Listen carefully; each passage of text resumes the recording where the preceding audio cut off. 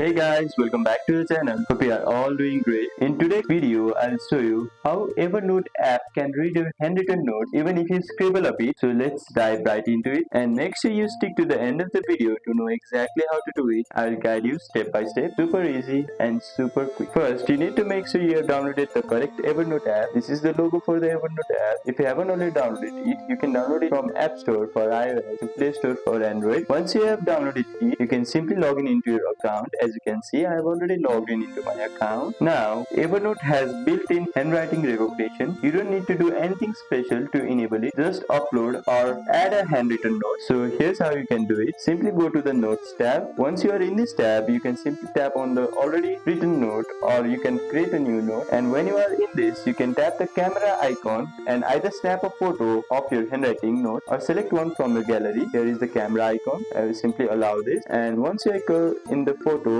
or over here, as you can see, these are all photos that I have. I will simply choose one of these and I'll delete or save and save to camera roll. As you can see, the handwritten note is automatically in my note. Once the image is in the note, Evernote will automatically scan it in the background. It may take a few seconds, as you can see, and go back to the search bar at the top of your screen and type a word or phrase that is written in your note. Even if it's handwriting, Evernote will find the note for you. Pretty cool, right? You can simply back out, and here I will write the. As you can see, one will appear and the word is written in this handwritten note, and that's how Evernote reads your handwriting on mobile. If this blew your mind a little, give it a thumbs up and subscribe for more awesome tutorials. Thank you for watching, and I'll see you in the next one.